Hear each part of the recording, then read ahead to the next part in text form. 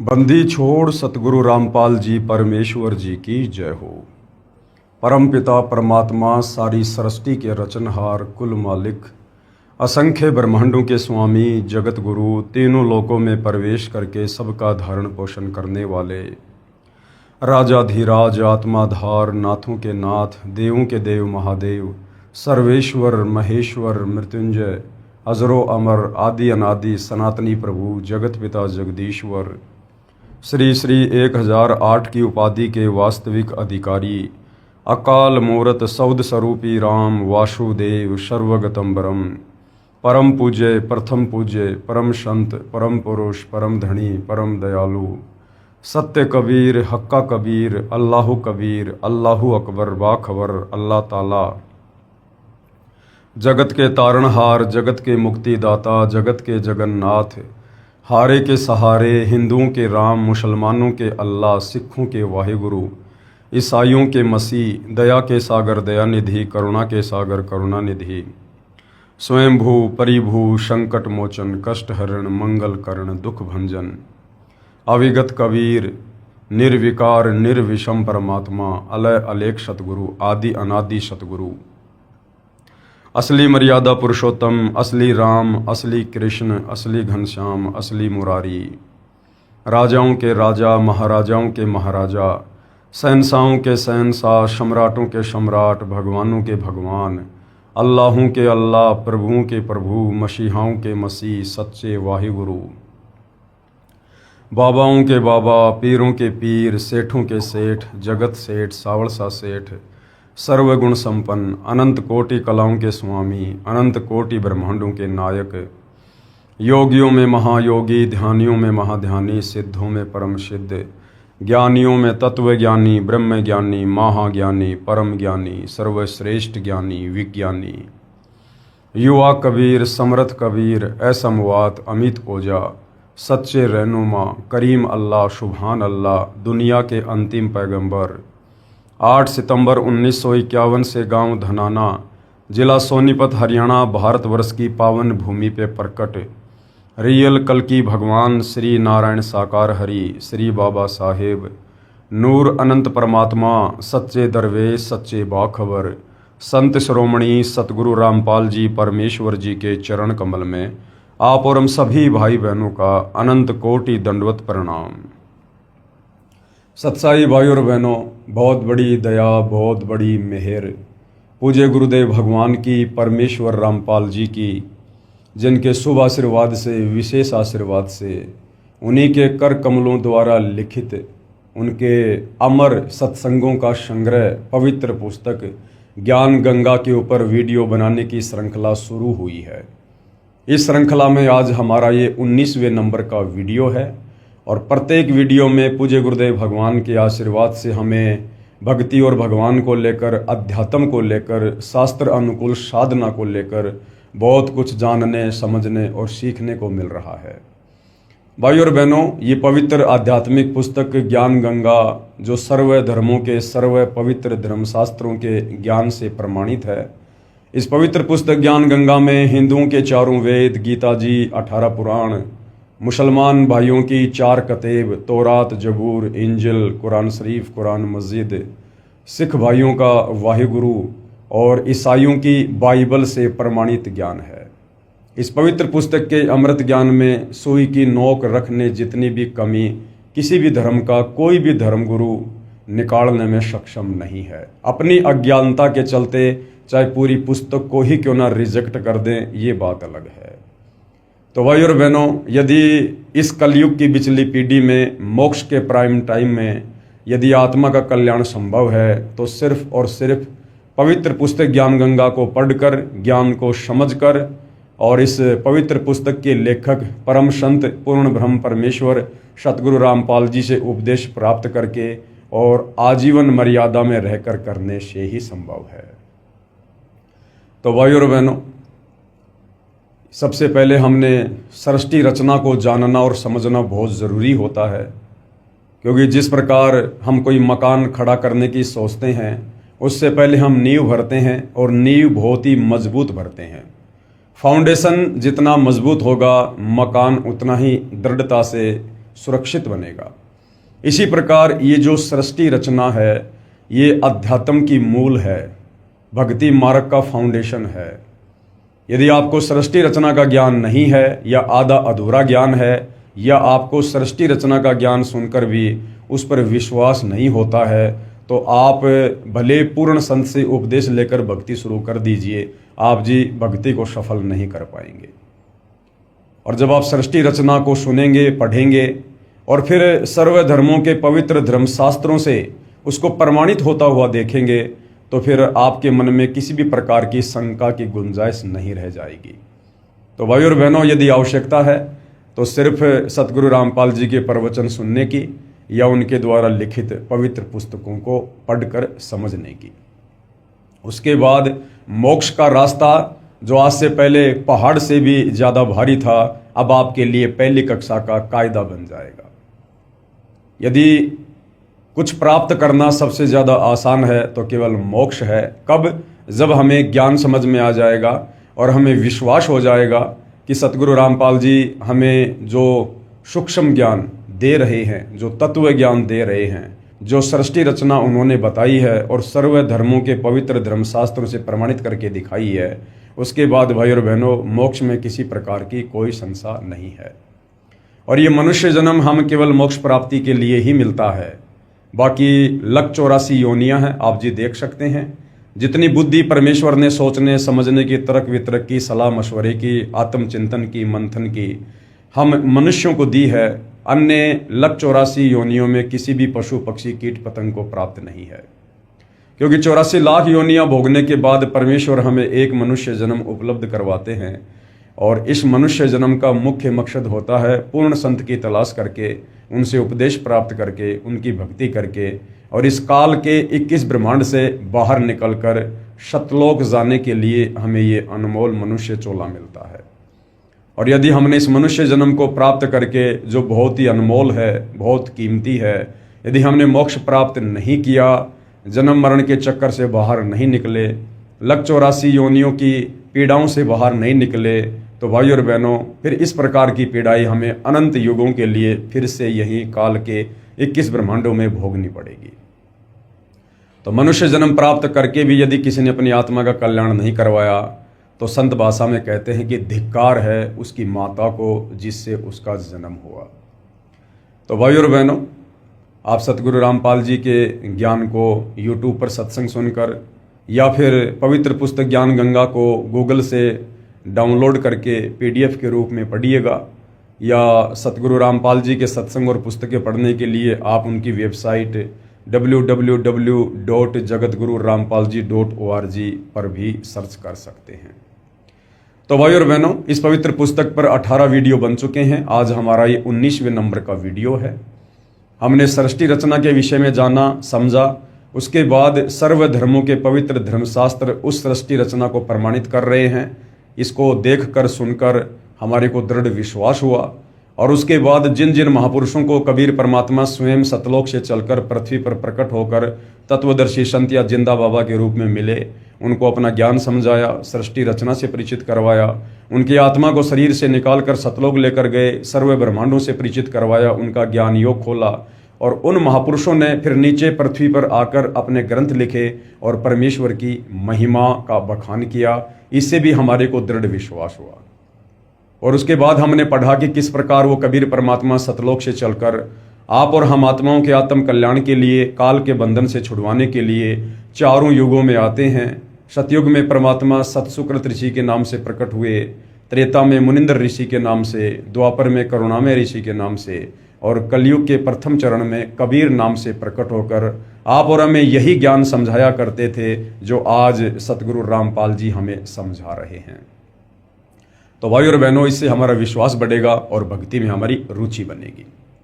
तो भाई और बहनों, जब ऐसे परम संत इस धरती पर आते हैं, प्रकट होते हैं, हम आत्माओं के उपकार के लिए, हमारे उद्धार के लिए, और यदि फिर उन संतों के साथ बेअदबी की जाती है या उनके साथ ईर्ष्या रखी जाती है, घृणा की जाती है, तो फिर वो आत्माएं किस कदर परमात्मा के दरबार में दंड का भागी बनती है। आज हम इस विषय को लेकर जो इस पवित्र पुस्तक में लिखा हुआ है, जो टॉपिक है संत सताने की सज़ा, आज हम इसके ऊपर विचार करेंगे और समझेंगे और हम किसी भी संत का अनादर करने से बचेंगे ताकि हमारे पाप कर्म बढ़ने से बचें और हम परमात्मा के दंड के भागी बनने से भी बचें।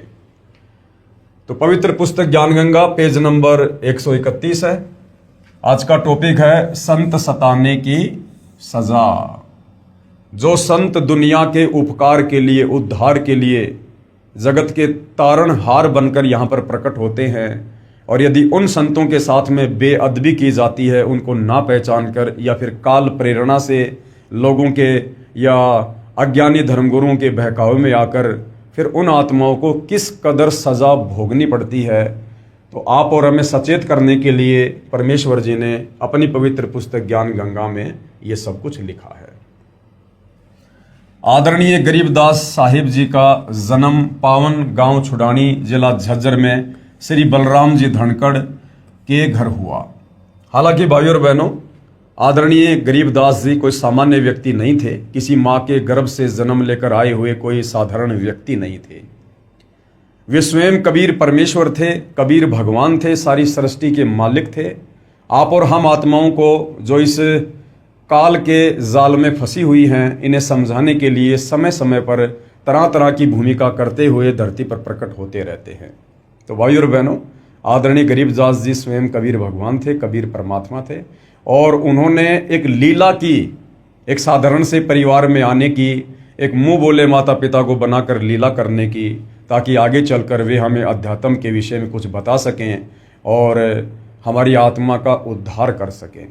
जिस प्रकार आपने सुना होगा कबीर परमेश्वर जी की कथाओं में, परमेश्वर रामपाल जी के प्रवचनों में, कि 650 साल पहले कबीर परमेश्वर जी के नाम पर बादशाह सिकंदर लोदी के धार्मिक गुरु शेख तकी ने पूरे भारतवर्ष में चिट्ठियां डलवा दी थी कि कबीर नीरू पुत्र काशी वाला भंडारा करेगा और सबको एक एक दोहर, एक एक मोहर देगा। 18 लाख व्यक्ति, साधु संत महात्मा बनारस में इकट्ठे हो गए और उस समय कबीर परमेश्वर जी ने एक लीला की, अपना ही एक दूसरा रूप बनाया केशव बंजारे का, और उस भंडारे में आकर बैठ गए और सारी व्यवस्था 18 लाख लोगों के लिए पल भर में कर दी। भंडारा शुरू हो गया। उसके बाद लोग पूछने लगे कि ये भंडारा किसने शुरू किया है, तो बताया कि कबीर जी के पगड़ी बदल एक मित्र हैं, उनके लंगोटिया मित्र हैं, उन्होंने ये भंडारा शुरू किया है।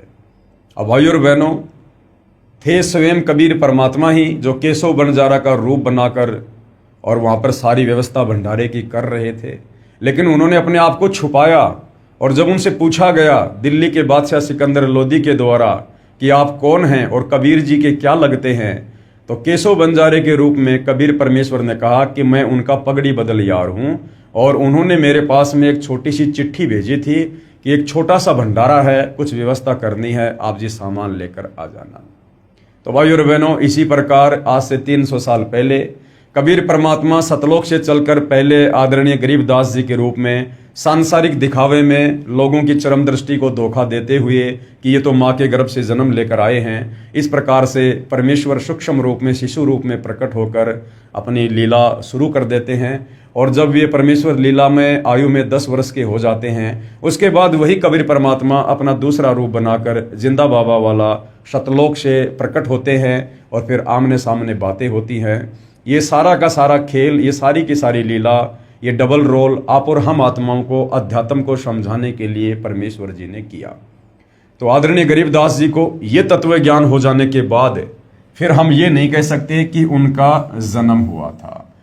वे प्रकट हुए थे और परमेश्वर प्रकट ही होते हैं, क्योंकि वो उस समय सतगुरु की भूमिका में थे। और कहते ना सतगुरु जननी जने जाके माना बाप, पिंड ब्रह्मंड से रहित है ना वहां तीनों ताप। तो आदरणीय गरीबदास साहिब जी का प्राकाटे पावन गांव छुडानी, जिला झज्जर में श्री बलराम जी धनखड़ यानी जाट जाति से थे, उनके घर पर हुआ। आप जी को पूर्ण ब्रह्म कबीर परमेश्वर यानी कबीर देव सतलोक यानी जिसको रित धाम भी कहते हैं, वहां से चलकर सन 1727 में सह शरीर आकर मिले थे तथा आप जी के शरीर को, आप जी के यहाँ पर जीव लिखा हुआ है, हम परमेश्वर के शरीर के लिए जीव शब्द का प्रयोग नहीं कर सकते हैं, क्योंकि परमेश्वर जीव रहित होते हैं। उनका नूरी शरीर होता है, तेजपुंज का शरीर होता है। तो एक साधारण सी लीला करते हुए लोग दिखावे में तो हम यही कहेंगे कि उनके जीव को शतलोक लेकर गए, लेकिन वास्तविकता कुछ और है जो आपको बता दी गई है। तथा आप जी के जीव को शतलोक लेकर गए थे। पीछे से परिवारजनों ने गरीबदास जी को मृत जानकर चिता पर रख दिया था। उसी समय कबीर देव ने आप जी का जीव वापस शरीर में प्रविष्ट कर दिया। उसके पश्चात आदरणीय गरीबदास जी भी परम पूज्य कबीर देव, कबीर परमेश्वर की आंखों देखी महिमा जन जन को सुनाने लगे। जो भी दुखी प्राणी आप जी से उपदेश प्राप्त करता वही सुखी हो जाता। आप जी की बढ़ती महिमा तथा तत्व ज्ञान के सामने अन्य गुरुओं आचार्यों के अधूरे ज्ञान की पोल खुलने से आसपास के सर्व अधूरे ज्ञान युक्त गुरुजन आचार्य जन आप जी से अत्यधिक ईर्ष्या करने लगे। आसपास के मुख्य मुख्य चौधरियों को उल्टी पट्टी पढ़ा दी, जिससे आसपास के गांव के आम व्यक्ति प्रभु कबीर जी के प्यारे बच्चे आदरणीय गरीबदास जी से घृणा करने लगे। दिल्ली के बाजितपुर गांव में आपका एक शिष्य था, उससे भी पूरा गांव ईर्ष्या करता था, क्योंकि भाई और बहनों, जो भगत अपने गुरु के नक्शे कदम पर चलेगा उसके साथ वही होगा जो शुरुआत में उसके गुरु के साथ होता है। क्योंकि गुरु यहाँ पर स्वयं कबीर होता है, लेकिन एक आम व्यक्ति की तरह भूमिका करता है, एक आम संत का रोल प्ले करता है, होते वे स्वयं परमात्मा ही है।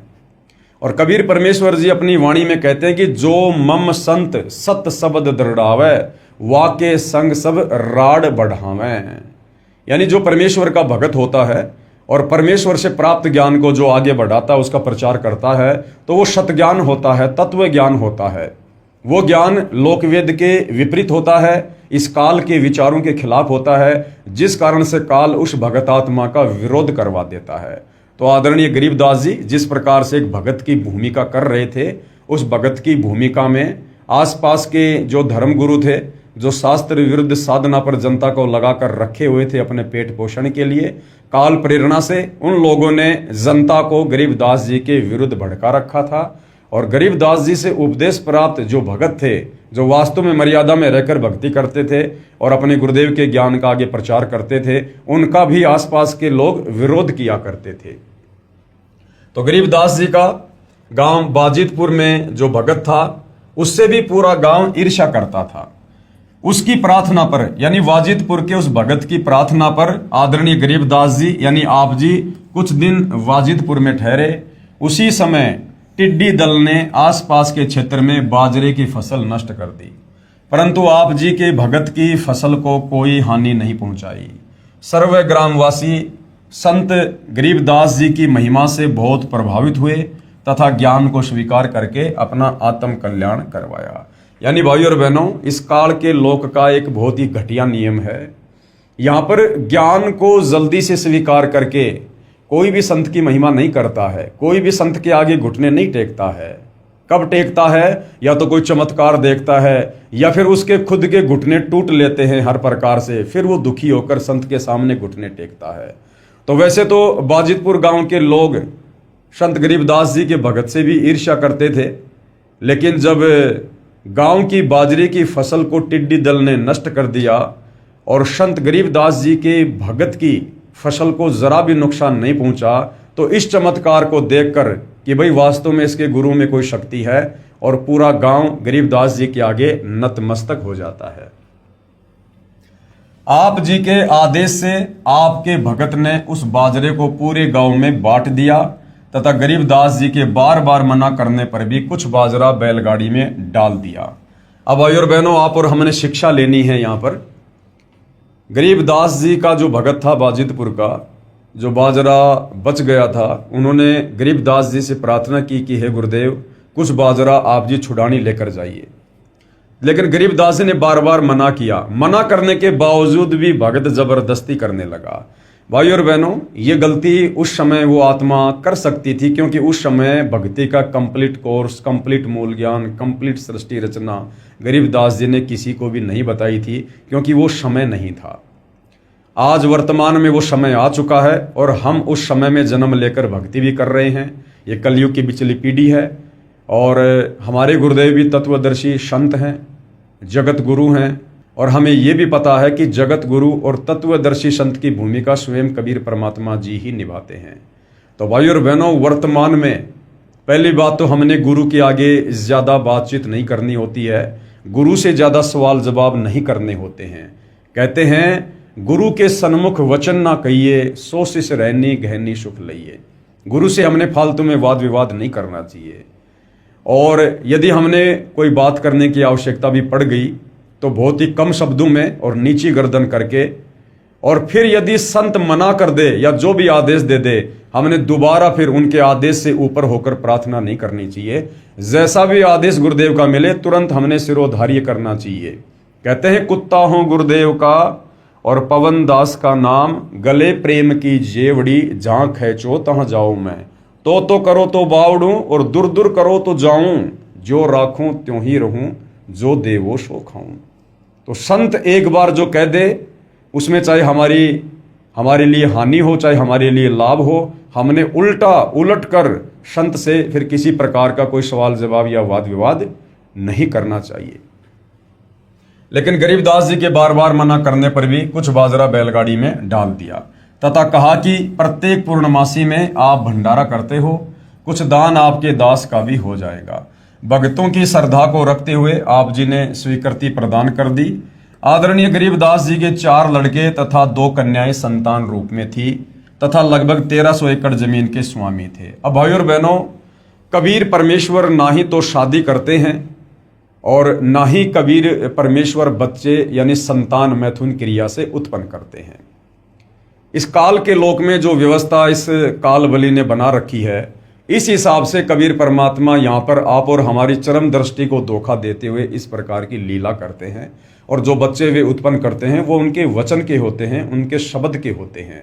वो बच्चे परमात्मा मैथुन क्रिया करके यानी पति पत्नी व्यवहार करके पैदा नहीं करते हैं। हालांकि परमेश्वर की लीलाएं बहुत अजब गजब होती हैं। सामने जो स्त्री होती है, जो परमेश्वर की पत्नी की भूमिका में होती है, उसे तनिक भी महसूस नहीं होता है कि ये मेरे पति हैं या फिर वास्तव में परमेश्वर हैं। उस स्त्री को ऐसा ही लगता है जैसे एक आम स्त्री के साथ उसका पति शारीरिक संबंध बनाता है। लेकिन भाई और बहनों, परमेश्वर की गति को हम नहीं जान सकते। कहते हैं नामा और रैदास रसीला, कोई न जाने अवगत की लीला। इस परमेश्वर की गति को कोई नहीं जान सकता है। तो हमने उनके ज्ञान को समझकर ही हमने ये विश्वास करना होता है कि कबीर परमेश्वर जी के जो गुण हैं, जो लक्षण हैं और उनका जो तेज पुंज का शरीर होता है, वो इस प्रकार से पति पत्नी व्यवहार करके बच्चे उत्पन्न करने का नहीं होता है। और ना ही वो परमात्मा इस प्रकार का गंदा कर्म कभी करते हैं। उनके आसपास इस प्रकार की सोच भी नहीं होती है। तो गरीबदास जी के जो 4 लड़के और 2 लड़कियां थी, वो उनके वचन के बच्चे थे, लेकिन सांसारिक दृष्टि में उनको उनके बेटा बेटी ही बोला जाता है। उसी बैलगाड़ी में बैठकर आप गांव छुडानी को चल पड़े। रास्ते में गांव काणोदा के पास बैलगाड़ी पहुंचते ही पहले से सुनियोजित षड्यंत्र स्वार्थी गुरुओं आचार्यों ने संत गरीबदास जी को घेर लिया, सर्व बाजरा लूट लिया तथा उसी गांव के चौधरी छाजूराम छिकारा को सूचना कर दी कि वो हिंदू धर्म का द्रोही पकड़ लिया है। गरीबदास जी ने मना किया था कि भैया बाजरा मत दे, बाजरा मत दे। गरीबदास जी को पता था कि ये व्यर्थ में जाएगा, क्योंकि संत अंतर्यामी होते हैं, जानी जान होते हैं। लेकिन भगत ने फिर भी जिद की और जबरदस्ती बैलगाड़ी में बाजरा डाल दिया। वो बाजरा उन षड्यंत्रकारी लोगों ने लूट लिया। वो बाजरा भंडारे में नहीं लग पाया। और क्या किया? स्वार्थी गुरुओं आचार्यों ने संत गरीबदास जी को घेर लिया, सारा बाजरा लूट लिया तथा उसी गांव के चौधरी छाजूराम छिकारा को सूचना कर दी कि वह हिंदू धर्म का द्रोही पकड़ लिया गया है। आज सतगुरु रामपाल जी के साथ भी उनको ना पहचान कर, एक आम व्यक्ति मानकर, आम संत जानकर, उनके साथ भी काल प्रेरणा से ये आचार्य, धर्मगुरु और आम जनता के लोग जिनका थोड़ा बहुत कोई स्वार्थ होता है, वो वही व्यवहार कर रहे हैं जो गरीबदास जी के साथ हो रहा था। आज सतगुरु रामपाल जी शास्त्र अनुकूल शत भक्ति दे रहे हैं, महाउपकारक कार्य कर रहे हैं, दुखियों के जीवन को सुख में तब्दील कर रहे हैं। उसके बावजूद भी उन्हें तरह तरह की संज्ञा दी जाती है, उनके ज्ञान को ना सुनकर, ना समझकर, कि ये हिंदू देवी देवताओं के विरोधी हैं, ये सनातन धर्म के विरोधी हैं, आदि आदि। चौधरी छाजूराम जी के आदेश से चौपाड़ में बांध दिया गया। अब आदरणीय गरीबदास जी को चौधरी जी के आदेश से गांव की चौपाल में बांध दिया गया। अब देखना भाइयों और बहनों, संत को सताने की कितनी बड़ी सजा मिलती है। जैसे वर्तमान में पूर्ण संत की भूमिका सतगुरु रामपाल जी कर रहे हैं, इनके अलावा धरती पर और कोई पूर्ण संत नहीं है। और जिस प्रकार से 2006 में करोथा कांड हुआ, सतगुरु रामपाल जी को सताया गया, 21 महीने उनको जेल हुई, बेवजह उनको यातनाएं दी गई। उसके बाद 2014 में बरवाला कांड हुआ, बेवजह निर्दोष सतगुरु रामपाल जी को लगभग 11.5 वर्ष जेल में रहना पड़ा। तो भाइयों और बहनों, जिन जिन लोगों ने संत को सताने में अपनी अपनी प्रत्यक्ष या अप्रत्यक्ष भूमिका निभाई है, उन लोगों को समय आने पर जिस प्रकार से आगे चलकर गरीबदास जी को सताने वाले सजा भोगेंगे, इस प्रकार से उन लोगों को भी वो सजा भोगनी ही पड़ेगी। चौधरी छाजूराम जी को सरकार की तरफ से कुछ कानूनी अधिकार प्राप्त थे। 6 महीने की सजा और 500 रुपए जुर्माना तथा महादोषी को काठ में बंद करना आदि सम्मिलित थे। काठ में बंद करना मतलब एक विशेष प्रकार की सजा थी जिसमें बहुत ज्यादा पीड़ा होती थी। तो चौधरी छाजूराम जी को सरकार की तरफ से ये 3 प्रकार की सजा देने का अधिकार था। यानी 6 महीने की सजा, 6 महीने तक वो किसी को भी जेल में डलवा सकते थे। 500 रुपए का जुर्माना लगा सकते थे, उस समय 500 रुपए समझो आज के 5 लाख रुपए। तथा महादोषी को, यानी जिसने कोई बहुत बड़ा दोष कर दिया हो, उस अपराधी व्यक्ति को काठ में बंद करना आदि आदि सम्मिलित थे। उन धर्म के अज्ञानी ठेकेदारों यानी गुरुओं आचार्यों द्वारा पहले से उल्टी पट्टी पढ़े चौधरी छाजूराम छिकारा जी ने उस परम आदरणीय गरीबदास जी महाराज को काठ में बंद कर दिया। यानी गरीबदास जी को जो भयंकर जो सजा थी, जिससे पीड़ा होती थी, वो उन नादान धर्मगुरुओं ने काल प्रेरणा से उस भोले वाले व्यक्ति चौधरी छाजूराम को बहका कर फुसला कर गरीबदास जी को वो वाली सजा दिलवा दी। काठ में बंद करना एक प्रकार की कठिन कारागार की सजा थी। दोनों पैरों के घुटनों से ऊपर 2 काठ के मोटे डंडे बांधकर दोनों हाथों को पीछे बांध दिया जाता था, जिस कारण व्यक्ति बैठ नहीं सकता था। जैसे कि मुर्गा बना दिया जाता है ना, उस स्थिति में वो पीड़ा दी जाती थी तथा पीड़ा बहुत होती थी और पैर सूज जाते थे। बैलगाड़ी वाला खाली गाड़ी लेकर गांव बाजिदपुर वापस चला गया, जो गांव कानोदा से लगभग 10 किलोमीटर की दूरी पर है। सूचना प्राप्त होते ही बाजिदपुर गांव के कुछ मुख्य व्यक्ति तुरंत कानोदा पहुंच गए तथा चौधरी छाजूराम जी से प्रार्थना की तथा बहुत समझाया कि ये आम व्यक्ति नहीं है, ये परम शक्ति संपन्न है, आप क्षमा याचना कर लो।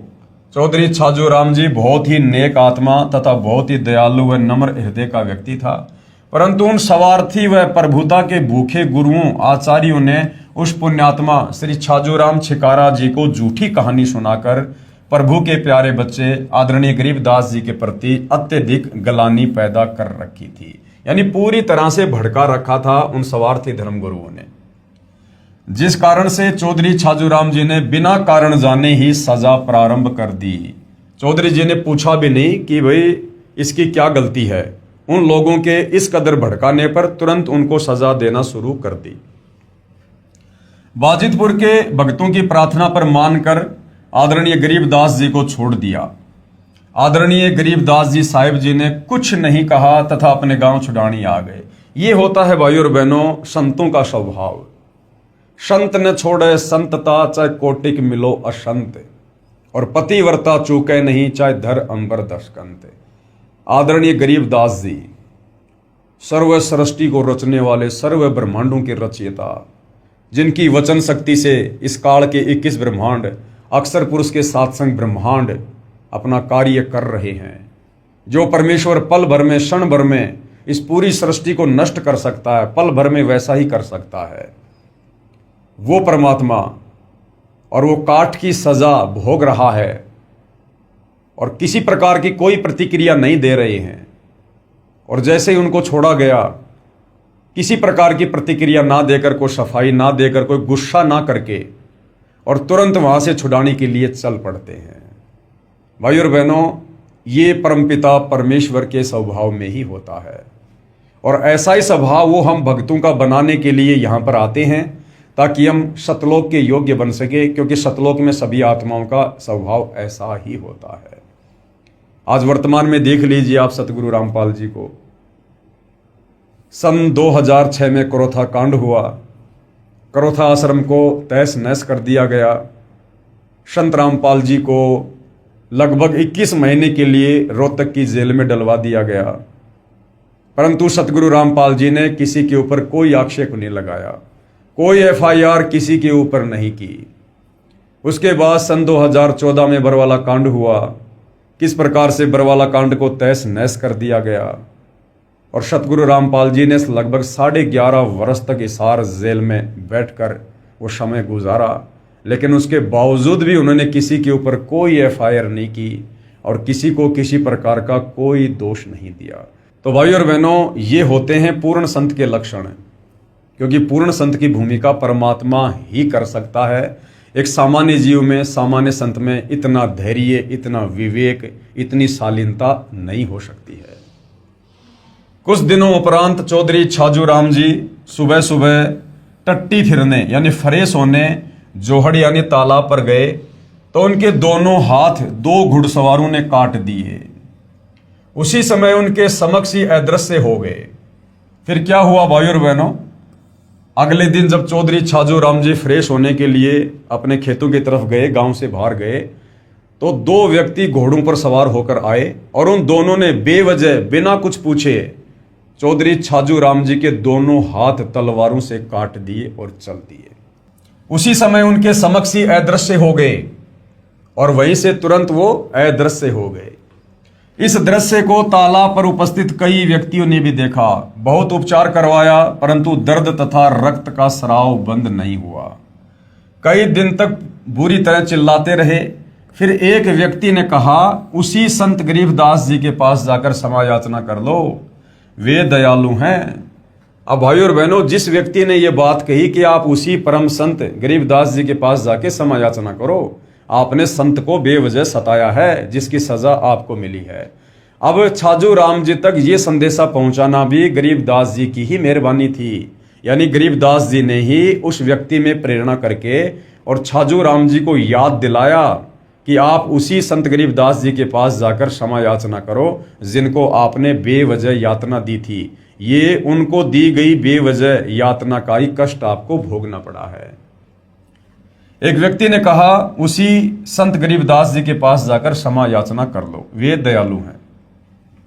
परिवारजन उस चौधरी को घोड़े पर बैठाकर छुड़ाने ले गए। श्री छाजू राम जी जाते ही आदरणीय गरीबदास जी के चरणों में गिर गए, क्षमा याचना की। संत गरीबदास जी ने आशीर्वाद दिया तथा नाम उपदेश दिया तथा आजीवन भक्ति करने को कहा। चौधरी छाजू राम जी ने कहा, दाता, मेरे को आपके विषय में अत्यधिक भ्रमित कर रखा था, मुझे नहीं मालूम था कि आप पूर्ण परमात्मा आए हो। आदरणीय गरीबदास जी ने कहा, मैं पूर्ण परमात्मा कबीर साहिब कबीर देव जुलाहा का भेजा हुआ दास हूं। और यही बात भाई और बहनों आज सतगुरु रामपाल जी कहते हैं। जब उनसे मिलकर, उनसे प्रभावित होकर या उनकी भक्ति से लाभ प्राप्त करके जब उन्हें कोई परमेश्वर या परमात्मा की संज्ञा देते हैं कि आप तो स्वयं परमात्मा आए हो, तो सतगुरु रामपाल जी बार बार कहते हैं कि मैं तो आपका सेवक हूं, मैं तो आपका दास हूं, मेरे को तो परमात्मा जी ने आप आत्माओं के कल्याण के लिए भेजा है। क्योंकि परम संत या महापुरुष कभी भी अपने आप को सर्वस्व सिद्ध नहीं करते हैं, बल्कि उनके उपकारों से और उनके द्वारा किए गए कार्यों से, अर्थात उनके द्वारा जो शास्त्र अनुकूल सत भक्ति दी जाती है, फिर उससे जन जन को जो आध्यात्मिक लाभ प्राप्त होता है, उससे वे स्वयं ही परमात्मा सिद्ध हो जाते हैं। उन्हीं की शक्ति से आप ठीक हुए हो। मैंने आपको कोई श्राप नहीं दिया था, आपका जो कर्म था आपको मिला है। यदि यहां नहीं आते तो आपके परिवार पर और भी पाप कर्म का प्रभाव था, अब वो नहीं रहेगा, क्योंकि आपने उपदेश प्राप्त कर लिया। चौधरी छाजू राम जी ने अपने सर्व परिवार को उपदेश दिलाया। आज भी उसी पुण्यात्मा छाजू राम के वंशज आदरणीय गरीबदास जी की परंपरागत पूजा करते हैं। लगभग सैकड़ों परिवार हैं जिन्हें छाजूवाड़ा कहते हैं, क्योंकि तुमने उस दरगाह का महल नहीं देखा। कौन सी दरगाह का? परमेश्वर के दरबार का, जहां बैठकर परमात्मा सबका न्याय करते हैं। और धर्म राय के तिल तिल का लेखा। राम कहे मेरे साध को, यानी भगत को, राम यानी परमात्मा, परमात्मा कहे मेरे भगत को, दुख ना दीजो कोई, भगत दुखाए मैं दुखी, मेरा आपा भी दुखी होए। हिरण्यकशिपु उदर विदारिया, यानी हिरणाकुश का परमात्मा ने नरसिंह रूप धारण करके पेट फाड़ा था। हिरणाकुश उदर विदारिया, और मैं ही मार्या कंस, जो मेरे भगत को सतावे उसका खोदूं वंश। साध 57 कोटि पाप है, यानी संतों को सताना करोड़ों पाप के बराबर है। अनगिन हत्या अपराधम, और दुर्वासा की कलप से प्रलय हो गए यादव। उपरोक्त वाणी में सतगुरु गरीबदास जी प्रमाण दे रहे हैं कि परमेश्वर कहते हैं कि मेरे संत यानी भगत को दुखी मत कर देना। जो मेरे संत को दुखी करता है समझो मुझे दुखी करता है, क्योंकि उपदेश प्राप्त करने के बाद संत यानी भगत किसी को भी दुखी नहीं करता है, ना उसकी मनसा होती है किसी को परेशान करने की। और ऐसे पुण्यात्मा के साथ यदि कोई बदतमीजी करता है, बेअदबी करता है, उसको दुखी करता है, तो समझो कि वो परमात्मा को ही दुखी कर रहा है। और परमात्मा के साथ पंगा लेने वाले का फिर आने वाले समय में क्या हश्र होता है, ये सर्वविदित है। जब मेरे भगत प्रहलाद को दुखी किया, तब मैंने हिरण्यकशिपु का पेट फाड़ा, और मैंने ही कंस को मारा। और जो मेरे साधु यानी भगत को दुखी करेगा, मैं उसका वंश मिटा दूंगा, उसका वंश ही मिटा दूंगा। जैसे दुर्योधन ने यानी कौरवों ने पांडवों को बेवजह दुखी किया, परमेश्वर ने उनका वंश ही मिटा दिया। लंकापति रावण ने श्री रामचंद्र जी को बेवजह दुखी किया, उसकी पत्नी का अपहरण किया, परमात्मा ने रावण का वंश ही समाप्त कर दिया। आज रावण के वंश में कोई दीपक लगाने वाला भी नहीं है। उसके बाद में कंस ने श्री कृष्ण जी को बेवजह दुखी किया, परेशान किया, परमात्मा ने उस कंस का नामो निशान ही समाप्त कर दिया, वंश ही समाप्त कर दिया। इसलिए संत को सताने के करोड़ों पाप लगते हैं। तो भाइयों और बहनों, जिन जिन लोगों ने परम संत, पूर्ण संत जो भूमिका गरीबदास जी कर रहे थे, उससे भी कई गुना ज्यादा अव्वल दर्जे की भूमिका आज सतगुरु रामपाल जी कर रहे हैं। आदरणीय गरीबदास जी भी स्वयं कबीर परमात्मा थे, लेकिन अपने आप को छुपा कर लीला कर रहे थे। सतगुरु रामपाल जी भी स्वयं कबीर परमात्मा हैं, लेकिन अपने आप को छुपा कर लीला कर रहे हैं। तो जिस प्रकार से भाइयों और बहनों, करोथा कांड के समय जिन जिन लोगों ने उनके साथ बेअदबी की है, आगे चलकर उन तमाम लोगों का क्या हश्र हुआ, ये आप जी उनके द्वारा लिखित 2 पुस्तकें हैं। एक तो करोथा कांड और दूसरी है भोगेगा अपना कियारे। उसके ऊपर भी मैं वीडियो बना चुका हूं, आप जी सोशल मीडिया पर देख सकते हैं कि किस प्रकार से करोथा के आसपास के गांव वाले, डिग्गल वाले, बागपुर वाले, करोथा वाले, इन गांव वालों को किस प्रकार से असहनीय पीड़ाओं का सामना करना पड़ा। लोगों की अकाल मृत्यु हुई, कोई बीमारी से मरा, कोई एक्सीडेंट से मरा, कोई तड़प तड़प के मरा। जिन लोगों ने करोथा कांड में प्रत्यक्ष या अप्रत्यक्ष रूप में हमले में अपनी भूमिका अदा की थी। उसके बाद 2014 बरवाला कांड, और जिन जिन लोगों ने बरवाला कांड में जैसे भी अपनी भूमिका अदा की, कुछ लोगों के साथ तो उनके द्वारा की गई बेअदबी की सजा उन्हें मिल चुकी है, और बाकी लोगों को आने वाले समय में मिलनी बाकी है, क्योंकि ये परमेश्वर का विधान है। तो कहते हैं जो मेरे साधु को दुखी करेगा मैं उसका वंश मिटा दूंगा। इसलिए संत को सताने के करोड़ों पाप लगते हैं। जैसे अनगिन यानी अनंत हत्याएं कर दी हों। ये अनजान लोग परमात्मा के संविधान से परिचित नहीं हैं, इसलिए भयंकर भूल करते हैं और फिर दंड के भागी बनते हैं। साधु सताने को निम्न दंड मिलता है, यानी आध्यात्मिक क्षेत्र में परमात्मा के संविधान के अनुसार किसी साधु संत महात्मा को सताने का कितना दंड मिलता है, क्या दंड मिलता है, यदि वास्तव में कोई साधु है तो। यदि एक मनुष्य दूसरे मनुष्य की मृत्यु कर देता है तो उसका अगले जन्म में हत्या करने से पूरा हो जाता है। मान लीजिए आज किसी ने किसी भी कारणवश किसी की हत्या कर दी, तो अगले जन्म में वो अपनी हत्या का बदला चुका देता है। यानी जिसकी हत्या की गई थी अगले जन्म में वो कोई न कोई मनुष्य जन्म प्राप्त करके और सामने वाले की हत्या करके अपना बदला पूरा कर लेता है। परंतु जिन्होंने संत को सताया है उनका बदला 1 या 2 जन्म में पूरा नहीं होता। लेकिन संत को सताने का बहुत बड़ा दंड है जो अनंत जन्मों में भी पूरा नहीं होता। सतगुरु अपनी वाणी में कहते हैं, अर्धमुखी गर्भवास में हरदम बारंबार।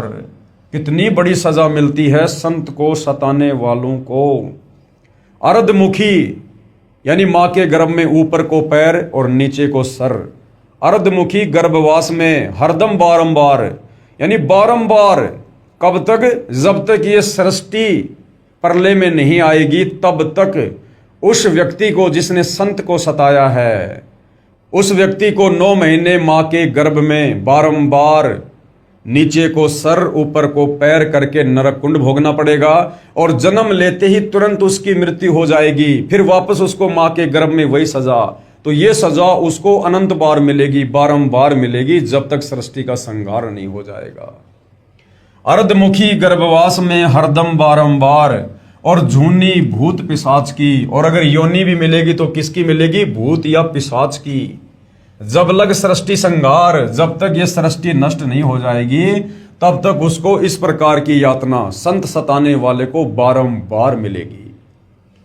ऐसी गलती करने वालों को परमेश्वर भिन्न प्राणियों की योनियों में बारंबार मां के गर्भ में डालते हैं, अर्थात वह जन्म लेते ही बारंबार मृत्यु को प्राप्त हो जाता है। कभी वो सुअरी के गर्भ में आएगा और गर्भ में असहनीय कष्ट भोगेगा और उस सुअरी के गर्भ से जन्म लेते तुरंत किसी न किसी कारण से उसकी मृत्यु हो जाएगी। फिर अगला जन्म परमात्मा उसको कुतिया के जो है गर्भ में डालेगा, फिर कुतिया के गर्भ में वो असहनीय पीड़ा भोगेगा, फिर जन्म लेते ही किसी न किसी कारण से तुरंत उसकी मृत्यु हो जाएगी। इस प्रकार अनंत बार वो मां के गर्भ में ऐसे ही जन्मेगा और मरेगा और कष्ट भोगेगा। और थोड़ा बहुत यदि उसको जन्म मिला तो भूत या पिशाच की योनि उस व्यक्ति को प्राप्त होती है जो संत को दुखी करता है। अब संत भाई और बहनों कोई तत्वदर्शी संत ही नहीं होता कि भाई किसी गुरु को सताएंगे तो ही जो है हमें यहां पर यह दंड मिलेगा। संत यानी भगत, जो भक्ति करता है।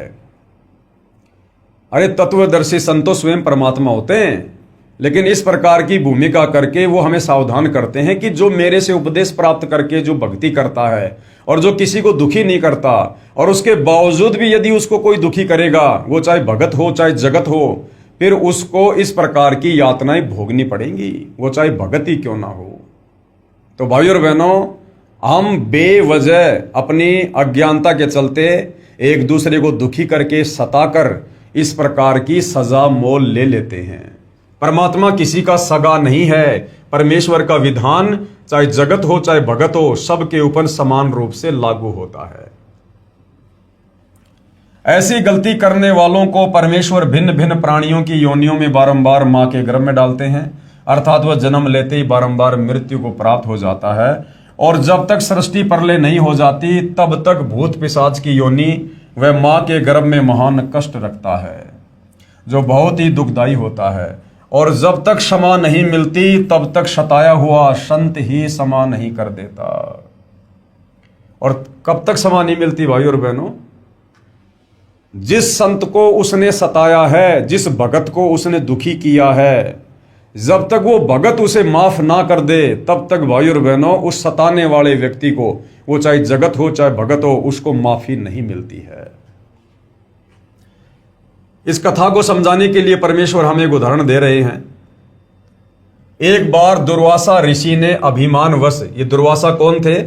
वैसे तो दुर्वासा ऋषि जो है ये सतयुग में भी होते हैं, त्रेता युग में भी होते हैं, द्वापर में भी होते हैं, क्योंकि एक प्रकार की सिद्धि होती है जिस सिद्धि से बहुत सारे चोले धारण कर लेते हैं।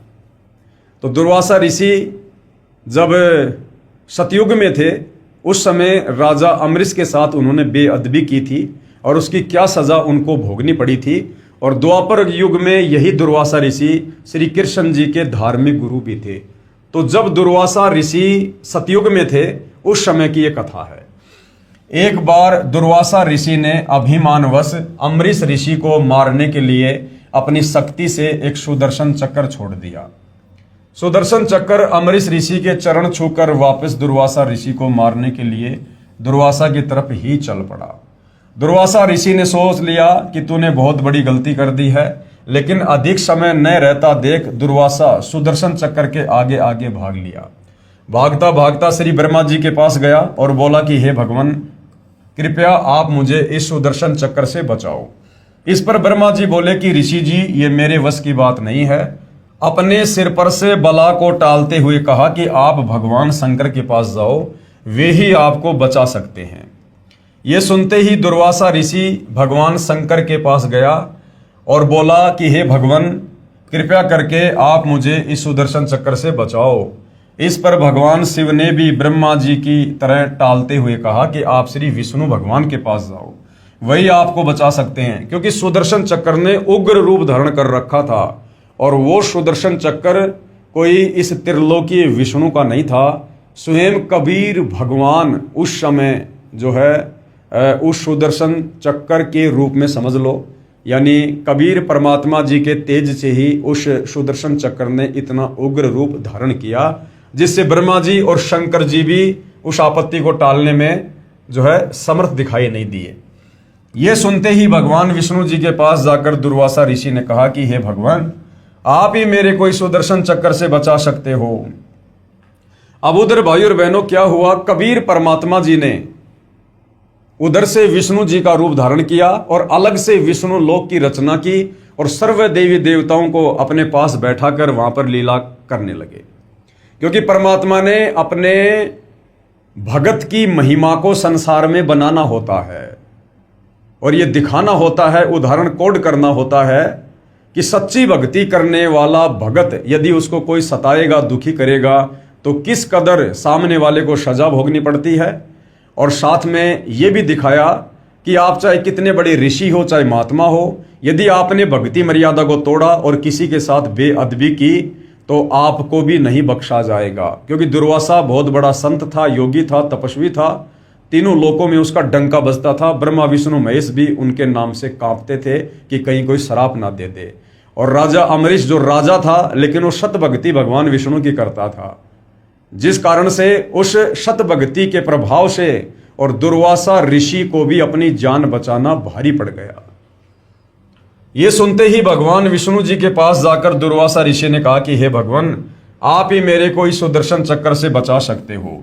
देखो, श्री ब्रह्मा जी ने कहा कि भैया मैं नहीं बचा सकता, श्री शंकर जी ने कहा मैं नहीं बचा सकता, तो विष्णु जी फिर क्या हैं? ये तीनों भाई तो हैं, ब्रह्मा विष्णु महेश, और तीनों के पास में बराबर पावर है। तो जब ब्रह्मा जी नहीं बचा पाए सुदर्शन चक्र से, शंकर जी नहीं बचा पाए, तो अगर वो विष्णु उस समय वहां होते तो विष्णु जी कैसे बचा सकते थे? तो उस समय वहां पर विष्णु का रूप धारण करके ये लीलाधर कबीर भगवान सर्व देवी देवताओं को इकट्ठा करके स्वयं ही वहां पर शेषनाग की सैया पर लेट गए। क्योंकि परमात्मा ने बाकी के देवी देवताओं को भी ये दिखाना था, क्योंकि दुर्वासा ऋषि के आगे बाकी के देवी देवता भी डरा करते थे, भयभीत थे। तो परमात्मा ने उन देवी देवताओं का भय भी समाप्त करना था। और दुर्वासा ने कहा कि आप ही मेरे को इस सुदर्शन चक्र से बचा सकते हो, वरना ये मेरे को काट कर मार डालेगा। इस पर भगवान विष्णु जी ने कहा कि हे ऋषि जी, यानी भगवान विष्णु रूप में कबीर परमात्मा ने कहा कि हे ऋषि जी, ये सुदर्शन चक्र आपको क्यों मारना चाहता है? क्योंकि परमात्मा वहां पर बैठे साथ उन 33 करोड़ देवी देवताओं को भी हकीकत से परिचित करवाना चाहते थे। ऋषि ने उपरोक्त सारी कहानी बताई कि ऐसे ऐसे मैं अम्बरीश जी के पास गया था, अम्बरीश अपनी साधना कर रहा था, मैंने उसको जबरदस्ती ऐसी ऐसी साधना के लिए कहा तो उसने मना कर दिया बड़े प्यार प्रेम से, लेकिन मैंने गुस्से में आकर और उसको मारने के लिए सुदर्शन चक्र छोड़ दिया और उल्टा ये सुदर्शन चक्र मुझे ही मारने के लिए दौड़ पड़ा। ऋषि ने उपरोक्त सारी कहानी बताई। तब विष्णु जी ने कहा कि हे दुर्वासा, यदि आप उसी अम्बरीश ऋषि के चरण पकड़कर माफी मांगोगे तो ये सुदर्शन आपकी जान बख्श सकता है। कि भैया उसी भगत के पास वापस जा जिसको तूने दुखी किया, परेशान किया, जिसके साथ तूने बेअदबी की, अगर वो माफ करेगा तो तेरा ये कष्ट कटेगा, नहीं तो नहीं कटेगा।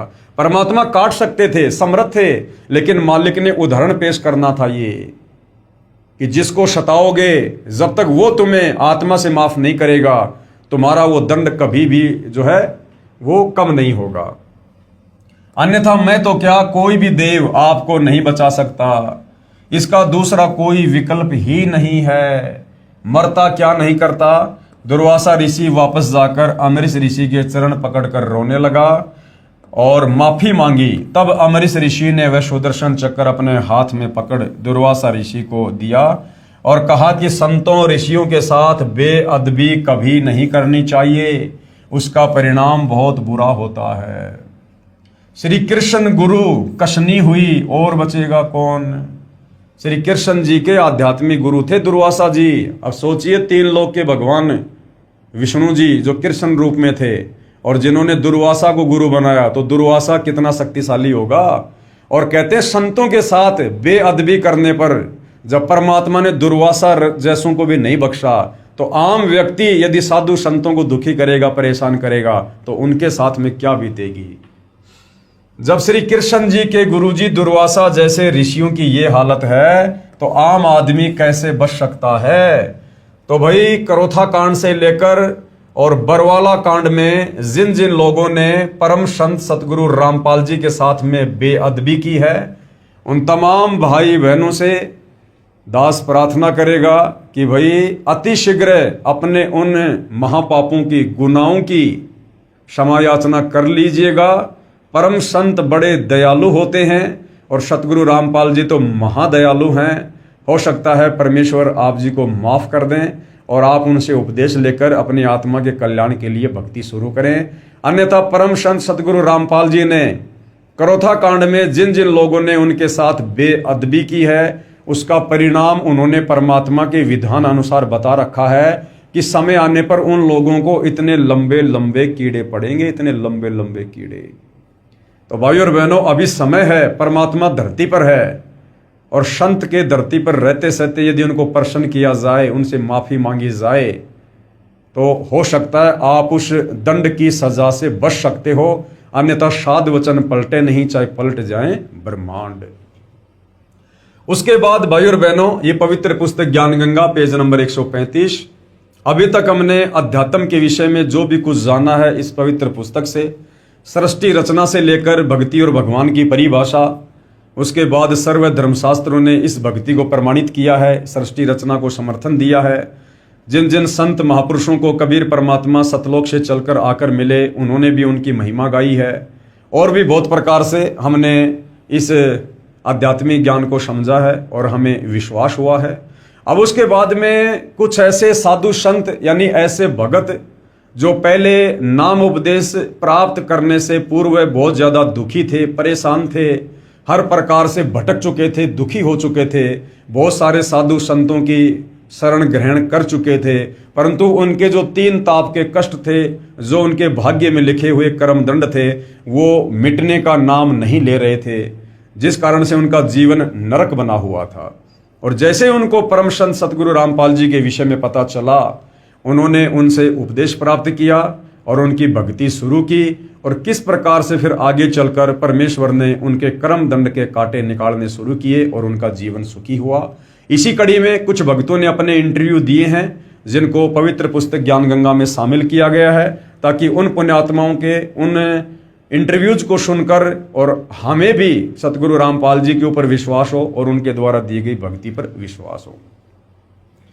विषय है भटकों को मार्ग, यानी जो भटक रहे थे परमात्मा प्राप्ति के लिए, लेकिन कहीं उनको शास्त्र अनुकूल साधना मिल नहीं रही थी, कोई सच्चा संत मिल नहीं रहा था, फिर उनको आगे चलकर किस प्रकार से सच्चा मार्ग मिलता है। भटकों को मार्ग विषय। भगत समाज प्रभु की वास्तविक भक्ति से कोसों दूर है। यानी जो भगत समाज है, केवल भारत देश का नहीं, पूरे विश्व का, जिस देश में वहाँ के धर्मगुरुओं के द्वारा जो भी भक्ति साधना करवाई जाती है, वो शास्त्रों के विरुद्ध है और उस शास्त्र विरुद्ध साधना को करने के चलते गीता अध्याय 16 श्लोक नंबर 23 और 24 के अनुसार हम भगवान की भक्ति से होने वाले लाभ प्राप्त नहीं कर सकते हैं, जिस कारण से भक्ति करते करते भी भगत समाज दुखी रहता है। तो भाई और बहनों, किस प्रकार से सतगुरु रामपाल जी की शरण में आने के बाद आत्माओं को खुशी मिलती है, लाभ मिलता है, उनके कर्म के कांटे निकलते हैं, आप जी यहां पर देखेंगे। सतलोक आश्रम करोथा, जिला रोहतक, हरियाणा में कबीर परमेश्वर के प्रकट दिवस के उपलक्ष्य में चल रहे 5 दिवसीय 18 से 22 जून 2005 तक सत्संग समारोह में भगत बसंत सिंह सैनी ने अपनी कहानी सुनाई, जो निम्नलिखित है, कृपया ध्यान से पढ़ें। प्रभु प्यासे भगत बसंत सिंह सैनी को मार्ग मिलना, यानी बसंत सिंह सैनी जो गांव गांद्रा, जिला रोहतक, हरियाणा से है, और किस प्रकार से परमात्मा की ये पुण्यात्मा अपने पूर्व जन्मों के पाप कर्मों के कारण जो कष्ट इनके ऊपर आ रहे थे, उन कष्टों को लेकर ये दर दर की ठोकर खा रहे थे, साधु संत महात्माओं के पास जा रहे थे, जो जैसा समाधान जहां भी बता दिया करता था वहां पर ये पहुंच जाया करते थे, परंतु इनके जो कर्मों के जो कष्ट थे वो समाप्त होने का नाम नहीं ले रहे थे। और इस परिवार की स्थिति ऐसी हो गई थी कि ये परिवार बिल्कुल समाप्ति की कगार पर था। और किस प्रकार से फिर सतगुरु रामपाल जी ने इस प्यारी आत्मा के हाथ को पकड़ा, अपनी शरण में लिया, और किस प्रकार से फिर ये परिवार जो महादुखी था, ये परिवार किस प्रकार से अपने जीवन को अध्यात्म की ऊंचाइयों पर लेकर जाता है। मैं बसंत सिंह सैनी गांव गांद्रा, जिला रोहतक, हरियाणा का रहने वाला हूं तथा पुराना पता मकान नंबर S161 पांडव नगर नजदीक मदर डेयरी, यमुना पार, दिल्ली 92 में रहता था। हमारे परिवार पर मानो दुखों का पहाड़ टूटा हुआ था, फिर भी परमात्मा को पाने की चाहत व दुखों की निवृत्ति के लिए संतों व महंतों के पास आते जाते रहते थे, परंतु कहीं भी दुखों का निवारण नहीं हुआ। हर संत यही कहता था कि बेटा कोई बात नहीं, मैं जो नाम दीक्षा देता हूं उन मंत्रों का जाप कर और जो भी दान धर्म की जो क्रिया है वो कर, तेरे पाप कर्म नष्ट हो जाएंगे। परंतु कुछ दिनों बाद बसंत सिंह सैनी देखता कि मेरे पाप कर्मों में, मेरे उन प्रारब्ध के कर्मों में किसी प्रकार का कोई भी बदलाव नहीं हो रहा है, मैं ज्यों का त्यों दुखी हूं, परेशान हूं, परंतु कहीं भी दुखों का निवारण नहीं हुआ। आखिरकार एक जाने माने संत श्री आसाराम बापू से मिले। उस समय आसाराम जी की संगत दिल्ली में लगभग 1000 थी, जिसके कारण बहुत नजदीक से मिलने का मौका मिला। यानी बसंत सैनी जी को आसाराम जी से आमने सामने बैठकर बातचीत करने का मौका मिला। हमने अपने दुख व परमात्मा पाने की जिज्ञासा उनके सामने रखी। उन्होंने हमें 7 मंत्र दिए, ओम गुरु हरि ओम, ओम ए नमः, ओम नमो शिवाय, ओम नमो भगवते वासुदेवाय ही रामाय नमः व गायत्री मंत्र इत्यादि, जिनमें से एक छांटने के लिए कहा और एक सोहम मंत्र जो श्वास के द्वारा सो अंदर व है बाहर निकालकर जाप के लिए कहा गया। एकादशी व पूर्णिमा का व्रत, सोमवार का व्रत व अष्टमी का व्रत करने को कहा। ज्यादा से ज्यादा त्रिबंध प्राणायाम व सिद्धासन में बैठकर ध्यान लगाना व अनुष्ठान करना बताया। हमने मंत्र लिया तथा अपने दुख उनके सामने रोए तथा बताया कि हमारे ताऊ जी जो 40 साल पहले मर गए थे वो बहुत बड़ा प्रेत बना हुआ है।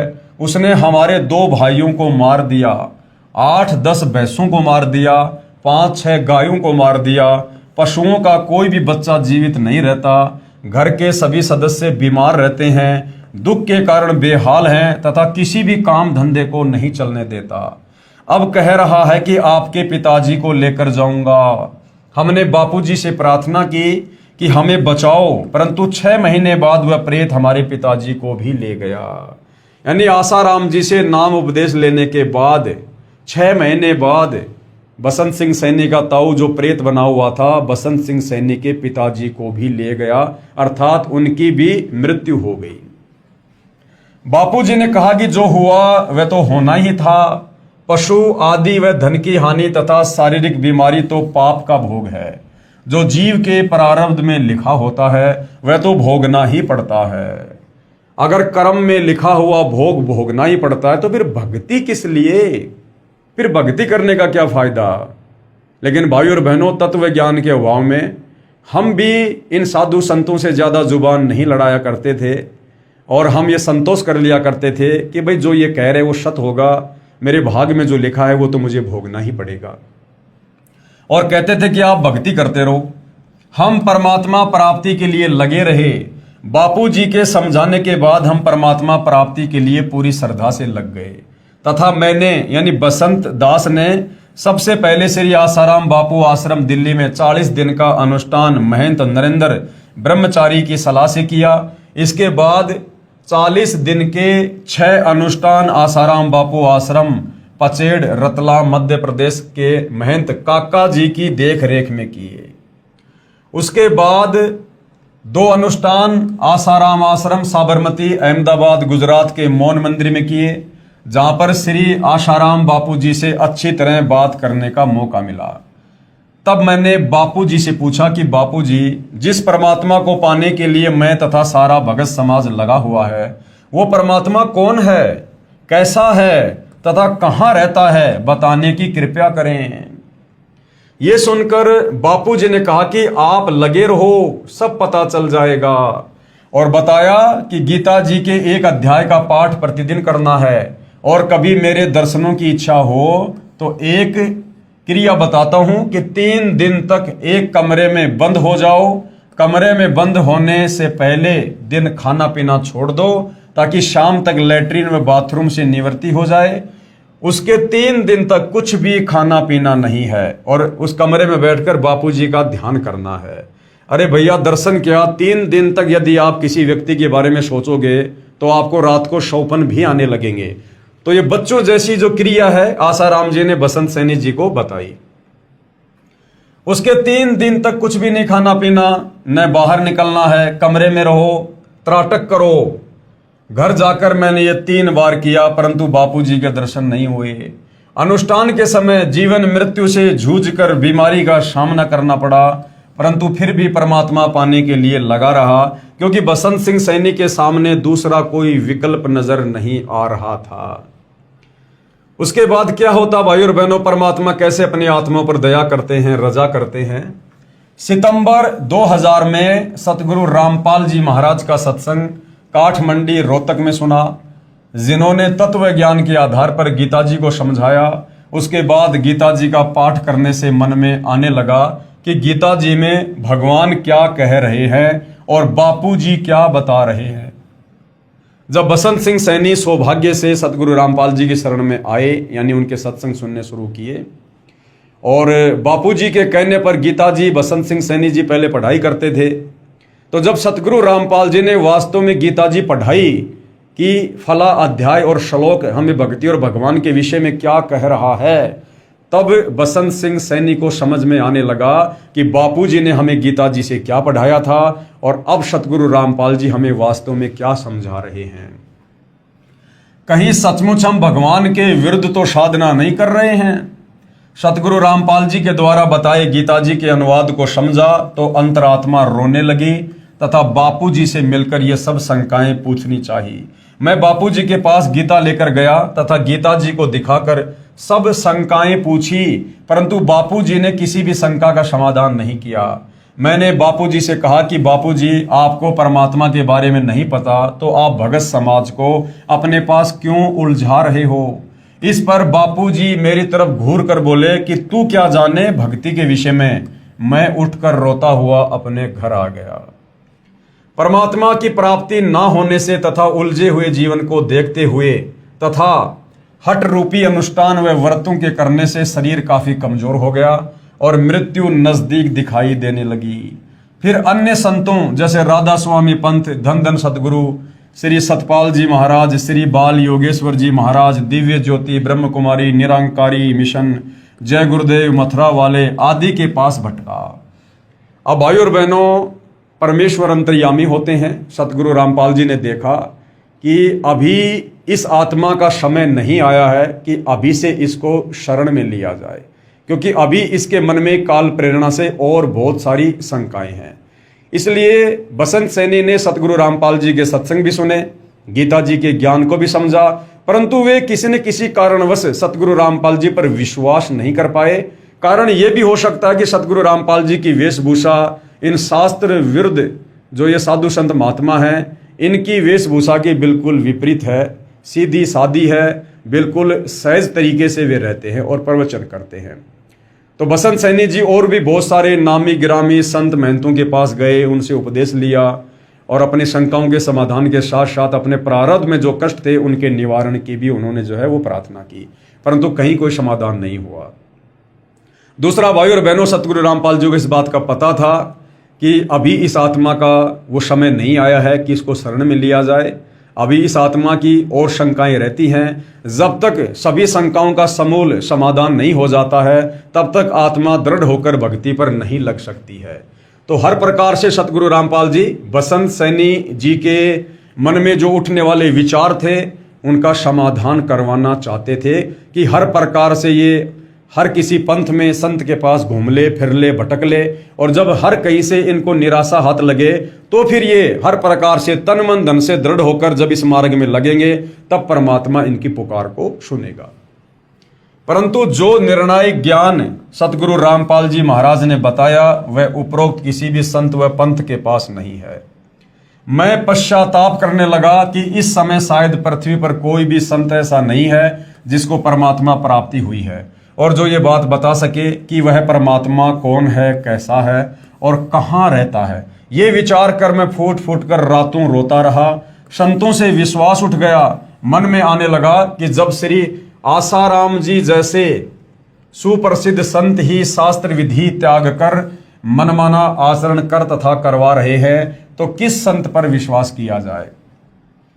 सतगुरु रामपाल जी ज्ञान तो श्रेष्ठ बता रहे हैं परंतु इनके पास जन समूह कुछ भी नहीं है।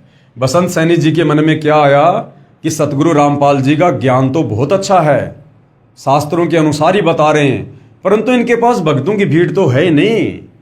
और नादानी में हम ये सोचा करते थे कि जिन संतों के पास में लाखों करोड़ों भगत होंगे वो वास्तव में पूर्ण संत होगा। सतगुरु रामपाल जी ज्ञान तो श्रेष्ठ बता रहे हैं परंतु इनके पास जन समूह कुछ भी नहीं है, यानी संगत इनके पास केवल नाम मात्र है। ये पूर्ण संत कैसे हो सकते हैं, ये शंका मन में आई। कुछ दिनों के बाद सतगुरु रामपाल जी महाराज का एक शिष्य हमारे गांव का मिला तथा मेरी कहानी सुनकर उसने मुझे फिर से परमात्मा स्वरूप पूर्ण संत सतगुरु रामपाल जी के सत्संग में दोबारा लाकर बैठा दिया। मैंने 1 घंटे का सत्संग सुना और सत्संग के बाद रोता हुआ महाराज जी से मिला। महाराज जी ने मुझे सीने से लगाकर कहा कि जिस संत के पास आप जाते हो वे शास्त्र विधि त्याग कर मनमाना आचरण कर तथा करवा रहे हैं। जैसा ये सब वे पहले से ही जानते थे कि मुझे क्या चाहिए और मेरी शंकाओं का समाधान सतगुरु रामपाल जी महाराज ने अपने चरणों में बैठाकर इस प्रकार से किया। तत्वदर्शी सतगुरु रामपाल जी महाराज ने बताया कि पवित्र गीता जी अध्याय 9 मंत्र 25 में पितर पूजना अर्थात श्राद्ध निकालना मना किया है। अन्य देवी देवताओं की पूजा करने वालों को मंद बुद्धि वाले लिखा है। गीता जी अध्याय 7 मंत्र 12 से 15 तथा 20 से 23 तक।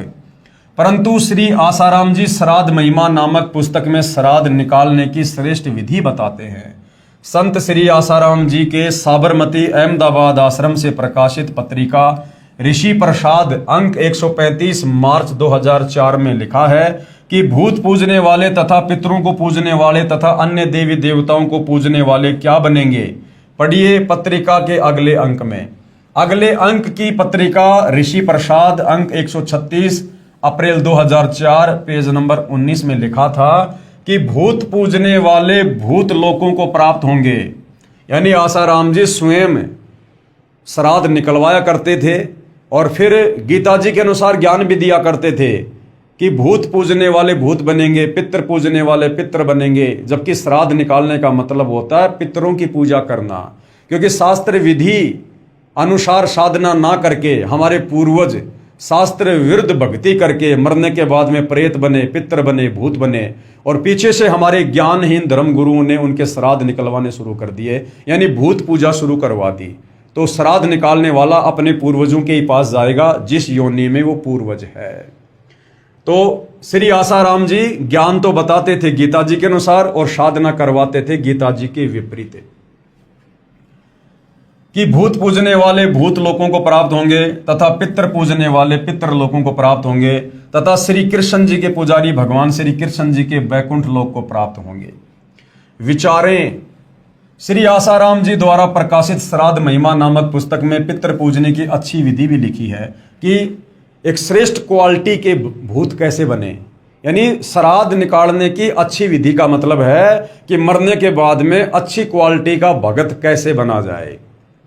कृपया सोचें, कोई व्यक्ति यह भी कह रहा हो कि कुएं में गिरने वाले मृत्यु को प्राप्त होते हैं, फिर स्वयं ही कुएं में गिरने का परामर्श भी कर रहा है तथा कह रहा है कि कुएं में गिरने की अच्छी विधि बताता हूं कि दोनों कदम उठाकर एकदम छलांग लगाओ। ये कुएं में गिरकर मरने की श्रेष्ठ विधि है। जो ऐसा नहीं करता वो दोषी है। क्या वह व्यक्ति नेक है? क्या वो साधु संत नेक है?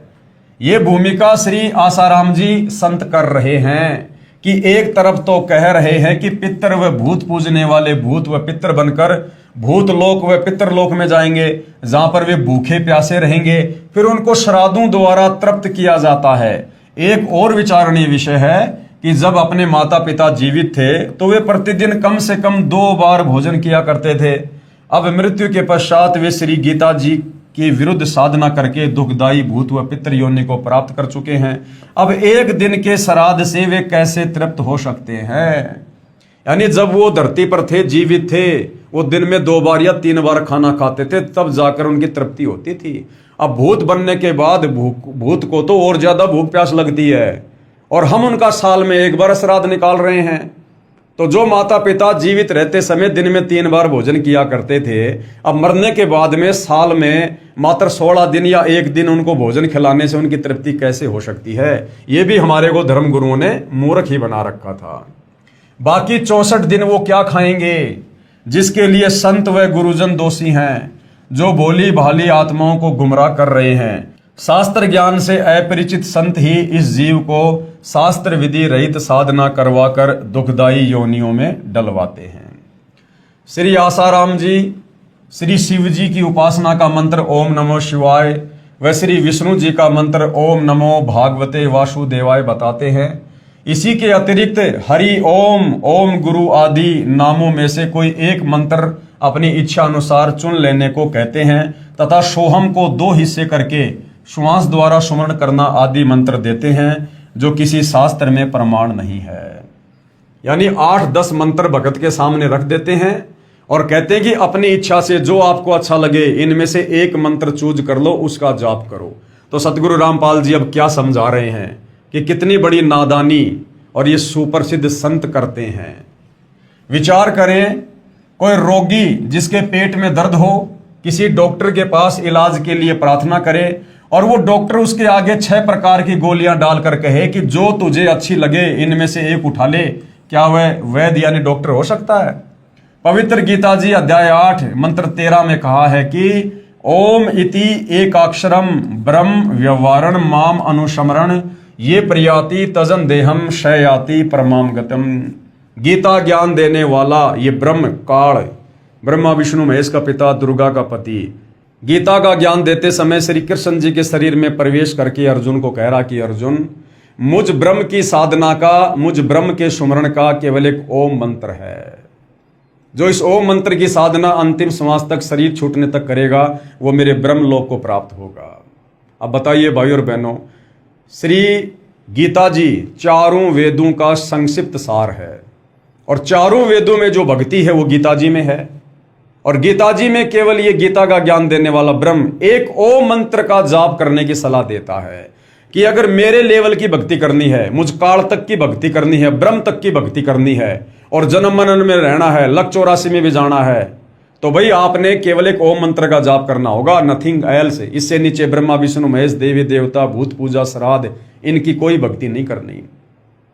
और यदि तुझे पूर्ण मोक्ष वाली भक्ति करनी है, सदा सदा के लिए जन्म मरण के कष्ट से, लक 84 योनि की पीड़ाओं से, नरक से, तपस्या के कष्ट से बचना है, तो गीता ज्ञानदाता ब्रह्म गीता अध्याय 17 श्लोक 23 में कह रहा है ओम तत् सत इति निर्देश ब्रह्मण त्रिविध समर्थ है।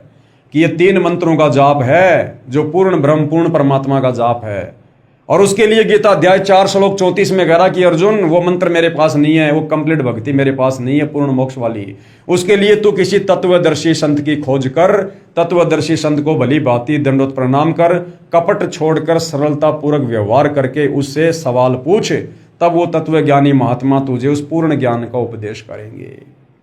तो भाइयों और बहनों, गीता ज्ञानदाता पवित्र गीता जी अध्याय 8 श्लोक 13 में कह रहा कि भाई मेरा तो केवल एक ओम मंत्र का जाप है, जबकि आसाराम जी अपने भक्तों के आगे 6 मंत्र रख रहे हैं कि इनमें से कोई भी एक मंत्र ले लो और इसका जाप करो।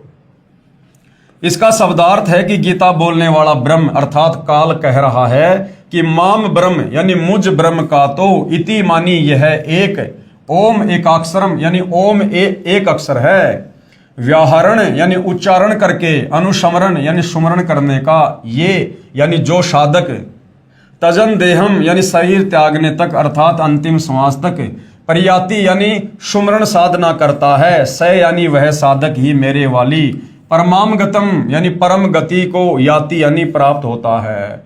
और इसकी काल की ब्रह्म की जो परम गति है ओम नाम की साधना से, वो क्या है? गीता अध्याय 8 श्लोक नंबर 16 में कहता है कि वो साधक ब्रह्मलोक में आ जाएगा, मेरे पास महास्वर्ग में आ जाएगा। लेकिन यहां पर अपना कर्म भोग के फिर वापस उसे लक 84 में नरक में और जन्म और मरण के कष्ट में जाना ही पड़ेगा। भावार्थ है कि श्री कृष्ण जी के शरीर में प्रेतवत प्रवेश करके ब्रह्म अर्थात 1000 भुजा वाला ज्योति निरंजन काल कह रहा है कि मुझ ब्रह्म की साधना केवल एक ओम नाम से मृत्यु पर्यंत करने वाले साधक को मुझसे मिलने वाला लाभ प्राप्त होता है।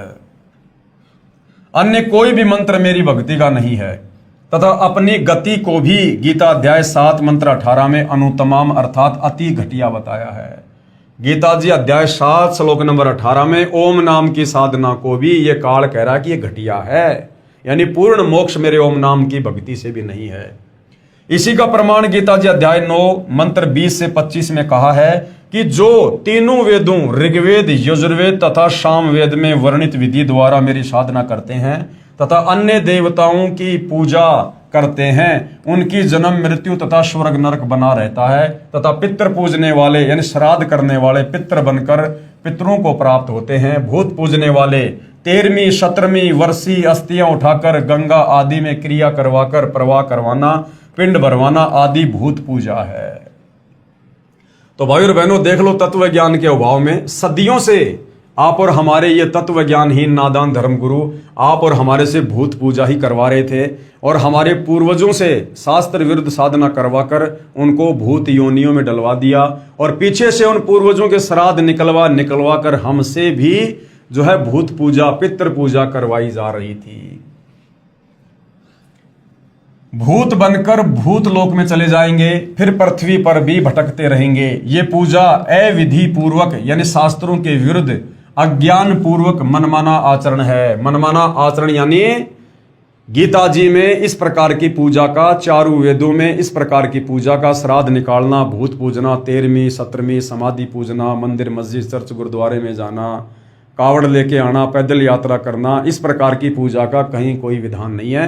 सीधा सीधा ये काल कह रहा कि मेरी तो एक ओम नाम की साधना है, उसको अंतिम श्वास तक जो जाप करता है वो मेरे ब्रह्मलोक में आता है और ब्रह्मलोक में ओम नाम की साधना का फल भोग कर फिर वापस वो गधा कुत्ता सुअर भी बनता है।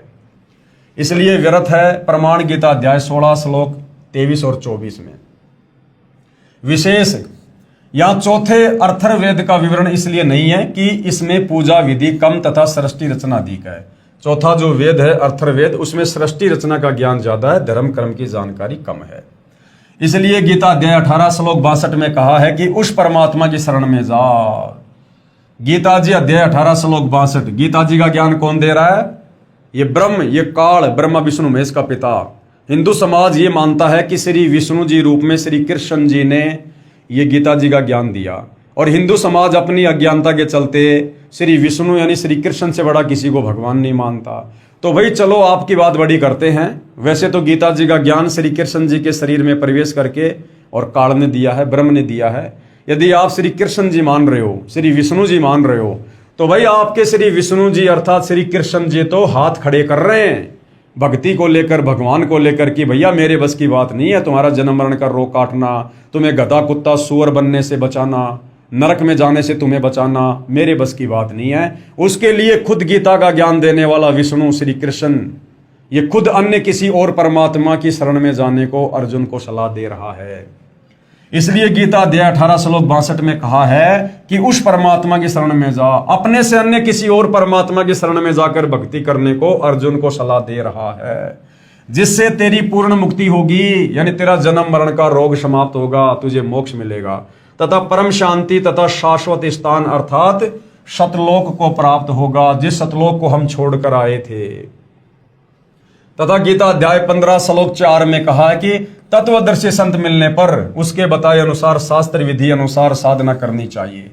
गीता अध्याय 4 श्लोक 34 में अर्जुन को गीता ज्ञान देने वाला सलाह दे रहा है कि भैया मेरे पास में भक्ति का कंप्लीट कोर्स नहीं है, ना मुझे ज्ञान है पूरी सृष्टि का, ना पूरे अध्यात्म का। इसके लिए तो किसी तत्वदर्शी संत की खोज कर ले, और जब तुझे वो तत्वदर्शी संत मिल जाए उसके बाद गीता अध्याय 15 श्लोक नंबर 4 में क्या कहा है कि उसके बाद यानी तत्वदर्शी संत मिलने पर उसके बताए अनुसार शास्त्र विधि अनुसार साधना करनी चाहिए, फिर उस परम पद परमेश्वर की खोज करनी चाहिए, जहां जाने के पश्चात यानी सतलोक जाने के पश्चात साधक यानी भगत का कभी जन्म मृत्यु नहीं होता, यानी वापस इस 21 ब्रह्मांड में वो नहीं आता और यहां गधा कुत्ता सुअर नहीं बनता, अर्थात अनादि मोक्ष प्राप्त हो जाता है, सदा सदा के लिए वो मुक्त हो जाता है। गीता बोलने वाला काल अर्थात क्षर पुरुष ब्रह्म कह रहा है कि मैं भी उसी आदि पुरुष परमेश्वर की शरण में हूं, क्योंकि भाई और बहनों सतलोक से आने के बाद आप और हम सभी आत्माओं को तो भूल पड़ गई। आप और हमारे तो बहुत सारे जन्म और मृत्यु हो चुके हैं, हमारी याददाश्त इस काल ने डिलीट करवा दी है जीव संज्ञा में लाकर, परंतु ये जो दुर्गा और काल है इन दोनों की याददाश्त बरकरार है। इसलिए गीता का ज्ञान देते समय ये गीता ज्ञान देता काल ब्रह्म क्या कह रहा है कि अर्जुन मैं भी उसी परमात्मा की शरण में हूं और तू भी उसी की शरण में जा, और उसकी शरण प्राप्त करने के लिए किसी तत्वदर्शी संत की खोज कर। तो भाई और बहनों आज वह तत्वदर्शी संत इस धरती पर सतगुरु रामपाल जी हैं। ये आप और हमारा परम सौभाग्य है। जब ऐसे ऐसे कष्ट भोग रही और आत्माओं के कष्टों को सतगुरु रामपाल जी ने मात्र उपदेश देकर शत भक्ति दान देकर उस कर्म के दंड को समाप्त कर दिया, तो ये परमेश्वर क्या नहीं कर सकते। प्रारब्ध में लिखे कर्मों को ये ब्रह्मा विष्णु महेश दुर्गा, कोई देवी देवता, कोई जंतर मंत्र तंत्र या खुद ये काल ब्रह्म भी नहीं काट सकता है। केवल तत्वदर्शी संत ही प्रारब्ध के कर्मों को समाप्त कर सकता है, कर्म दंड को समाप्त कर सकता है, तीन ताप के कष्ट को समाप्त कर सकता है, क्योंकि तत्वदर्शी संत की भूमिका खुद कबीर परमात्मा ही निभाते हैं और परमात्मा सब कुछ करने में सक्षम है। सतगुरु रामपाल जी महाराज ने बताया कि अन्य सभी संत कहते हैं कि पाप का भोग तो प्रारब्ध में लिखा होने के कारण जीव को भोगना ही पड़ेगा, भक्ति करते रहना चाहिए, आने वाला दूसरा जीवन सुखमय हो जाएगा।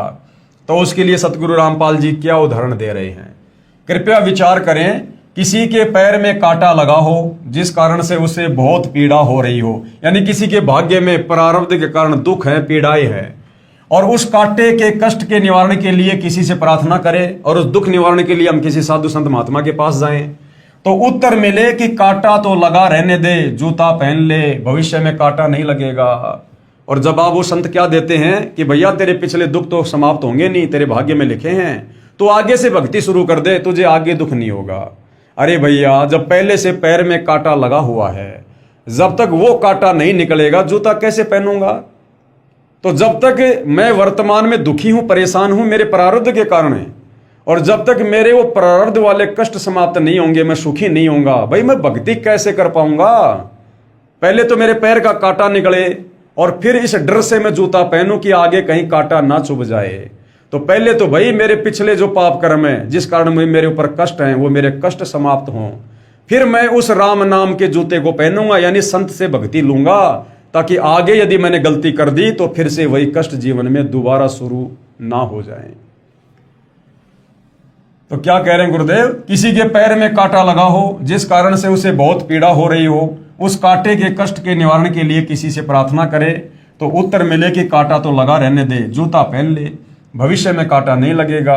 क्या वह व्यक्ति ठीक सलाह दे सकता है? क्योंकि कांटा लगे पैर में जूता पहना ही नहीं जा सकता। जो व्यक्ति पहले से अपने पाप कर्मों के कारण दुखी है, वो आगे भक्ति कैसे कर सकता है? पहले तो संत अपने आशीर्वाद से उसके पाप कर्मों को हल्का करे और फिर आगे उसको विधि ऐसी बता दे जिससे पाप ना हो, और धीरे धीरे वो सुखी हो जाएगा, फिर वो भक्ति करेगा। क्योंकि कांटा लगे पैर में जूता पहना ही नहीं जा सकता। पहले कांटा निकले, फिर इस डर से जूता पहनेगा कि कहीं दोबारा कांटा न लग जाए। ठीक इसी प्रकार पूर्ण परमात्मा के पूर्ण संत की शरण में आने से, जो संत रूप में खुद परमात्मा ही होते हैं, उस पाप रूपी कांटे का कष्ट समाप्त होता है। फिर साधक यानी भगत पूर्ण प्रभु की शास्त्र विधि अनुसार साधना रूपी जूता इस डर से पहनेगा कि कहीं फिर से कोई पाप रूपी कांटा कष्टदायक ना हो जाए। सभी संतों ने पवित्र गीता जी के अनुवाद में अर्थों का अनर्थ किया है। गीता अध्याय 7 मंत्र 18 व 24 में अनुत्तमाम का अर्थ अति उत्तम किया है तथा अध्याय 18 मंत्र 66 में व्रज का अर्थ आना किया है, जबकि अनुत्तम का अर्थ अति घटिया होता है तथा व्रज का अर्थ जाना होता है।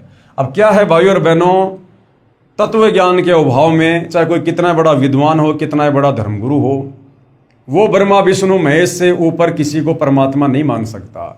इसलिए वो घुमा फिरा के इन्हीं की महिमा करता रहता है, क्योंकि उसे ऊपर की शक्तियों का, ऊपर के भगवानों का ज्ञान नहीं, उसको सृष्टि रचना का ज्ञान नहीं है। जिस कारण से इन्होंने गीता जी के अनुवाद में भी अर्थों का अनर्थ कर दिया। तत्व ज्ञान के अभाव से तथा ज्ञानहीन गुरुओं के कारण ही सर्व भगत समाज शास्त्र विधि रहित साधना करके मनुष्य जीवन व्यर्थ कर रहा है। पवित्र गीता जी अध्याय 16 मंत्र 23-24 क्या कहता है कि शास्त्र विधि को त्याग कर जो मनमानी भक्ति करता है, मनमाने मंत्रों का जाप करता है, मनमानी पूजा पाठ करता है, उसको ना कभी कोई सुख हो सकता, ना उसको भक्ति से सिद्धि मिल सकती, और ना मरने के बाद उसकी गति हो सकती। सर्व पवित्र धर्मों की पवित्र आत्माएं तत्व ज्ञान से अपरिचित हैं, जिस कारण नकली गुरुओं, संतों, महंतों तथा ऋषियों का दाव लगा हुआ है। जिस समय पवित्र भगत समाज आध्यात्मिक तत्व ज्ञान से परिचित हो जाएगा, उस समय इन नकली संतों, गुरुओं व आचार्यों को छुपने का स्थान नहीं मिलेगा। और वो समय भाई और बहनों अब धीरे धीरे आ चुका है।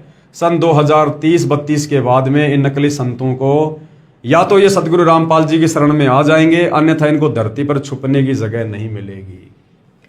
उपरोक्त सच्चाई को आंखों देखकर मैं तथा अन्य परिवार के सदस्य यानी बसंत सिंह सैनी जी कह रहे हैं कि सतगुरु रामपाल जी के सत्संग सुनकर और उनसे ये परामर्श लेकर और आंखों देखकर मैं तथा अन्य परिवार के सदस्य सतगुरु रामपाल जी महाराज के चरणों में लगे हैं।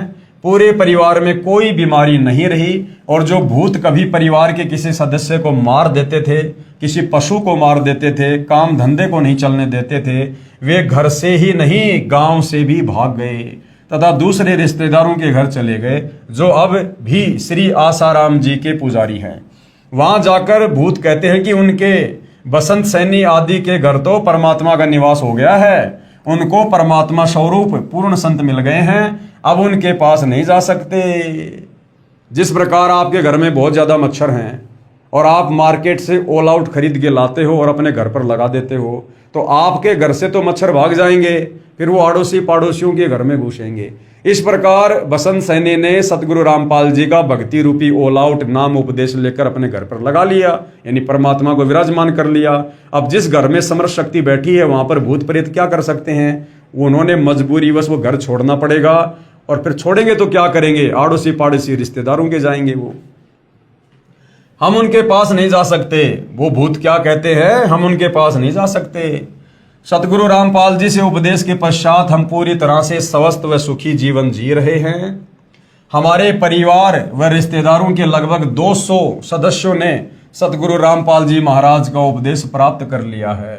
जो पहले श्री आसाराम जी महाराज के शिष्य थे, अब सतगुरु रामपाल जी के द्वारा बताए तत्व ज्ञान को समझकर लगभग 10,000 श्री आसाराम जी के शिष्य भी सतगुरु रामपाल जी महाराज की शरण में आ चुके हैं, और आने वाले समय में सारे के सारे ही आएंगे। जितने भी संतों की संगत है, यदि वो आने वाले युग परिवर्तन के दौर में जीवित रहे, तो सतगुरु रामपाल जी के अलावा दूसरा कोई ठिकाना भक्ति का नहीं होगा। वे भी मेरे की तरह पश्चाताप कर रहे हैं। मेरी भगत समाज से प्रार्थना है, बसंत सैनी जी कह रहे हैं कि मेरी भगत समाज से प्रार्थना है। भगत समाज यानी परमात्मा चाहने वाली आत्माएं जो अन्य नकली साधु संत महात्माओं के चक्कर में फंसी हुई हैं, उनसे प्रार्थना है कि जिनको भी परमात्मा पाने की तड़फ है, तलाश है, कृपया परमात्मा स्वरूप पूर्ण सतगुरु रामपाल जी महाराज के चरणों में आकर अपने जीवन को सुखी बनाएं तथा परमात्मा को प्राप्त करें। भगत बसंत दास, ये उनके मोबाइल नंबर हैं, फिलहाल चालू हैं या बंद हैं। ये आप जी फ़ोन करके यदि आपको किसी प्रकार की शंका हो, आपको लगे कि ये बनावटी कहानी है, ऐसा नहीं हो सकता, तो अपनी शंका निवारण के लिए आप जी यदि ये नंबर चालू है तो आप इस पर कॉल करके समाधान प्राप्त कर सकते हैं। उसके बाद एक और भगत आत्मा की आत्मकथा है, अद्भुत करिश्मा। पूजनीय गुरुदेव जी दंडवत प्रणाम। मैं भगत नथुराम, गांव छावला, दिल्ली से अपने परिवार की खुशी आदरपूर्वक सूचित करना चाहता हूं कि जनवरी सन 2000 के आरंभ में सतगुरु रामपाल जी महाराज का प्रवचन सत्संग ताजपुर गांव दिल्ली में श्री मुरारी भगत के निवास पर चल रहा था।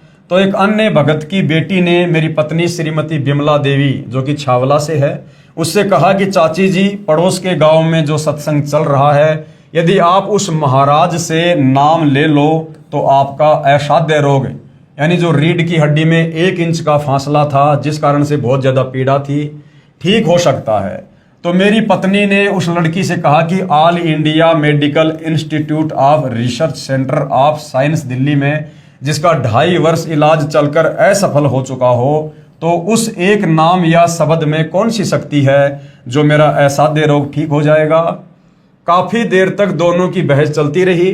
अंत में धीरे चलकर उस सत्संग में जाने का निर्णय लिया गया। परम पूज्य सतगुरु रामपाल जी महाराज के प्रवचन अमृतवाणी सुनकर अधूरी छूटी हुई भक्ति का तार पुनः बंदी छोड़ से जुड़ गया। यानी वो आत्मा पहले किसी जन्म में सतगुरु रामपाल जी की शरण में थी, अब फिर से वो अधूरा तार, वो भक्ति वापस शुरू हो गई।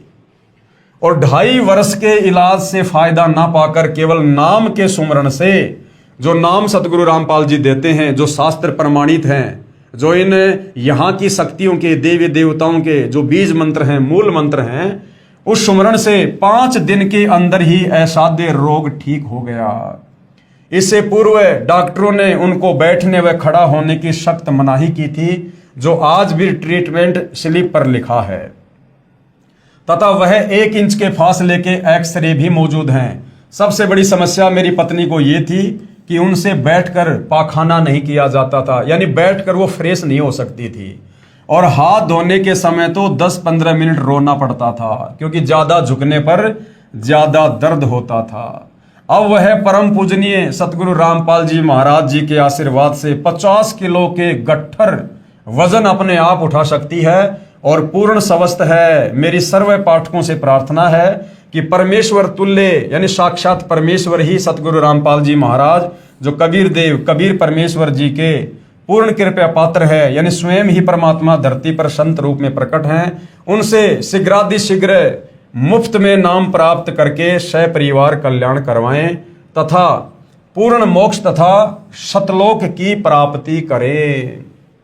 तो भाइयों और बहनों, ये कथाएं सत्य हैं, ये उन भगत आत्माओं की आत्म कथा है, ये उनके दिल की गहराई से, उनके मुख से निकले शब्द हैं, जो सतगुरु रामपाल जी से उपदेश प्राप्त करके, लाभ प्राप्त करके, और जो उन्होंने अपने अनुभव आप जियों के सामने व्यक्त किए हैं। और ये आपको इसलिए सुनाए जाते हैं कि आप लोगों को विश्वास हो कि वास्तव में जो परमात्मा कर सकता है वो विज्ञान नहीं कर सकती। जो परमात्मा कर सकता है वो इस 21 ब्रह्मांड की सुप्रीम पावर, यानी ब्रह्मा विष्णु महेश से ऊपर दुर्गा और काल यानी ब्रह्म भी नहीं कर सकते। हमारे प्रारब्ध के उन कर्मों को, जिनके चलते हमारे ऊपर कष्ट आते हैं, आपत्तियां आती हैं, भूत प्रेत से बाधित होते हैं, तीनों ताप के कष्टों से बाधित होते हैं, उनको केवल परम संत ही काट सकता है, दूसरा कोई विकल्प, कोई ऑप्शन नहीं होता है। तो भाई और बहन, समझदार व्यक्ति तो इन कथाओं को सुनकर, सृष्टि रचना को सुनकर, सतगुरु रामपाल जी के शास्त्र अनुकूल सत्संग सुनकर अति शीघ्र उनकी शरण ग्रहण कर लेते हैं। और बाकी भाई आना तो देखो आज ना कल, इन्हीं की शरण में आना पड़ेगा, दूसरा कोई विकल्प नहीं है।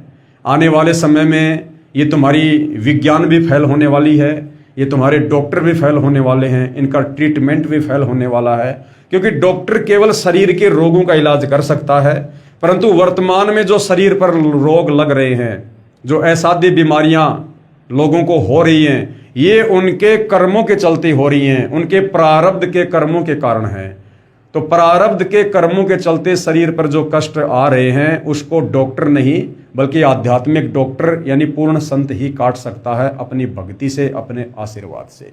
दूसरा कोई तरीका नहीं है।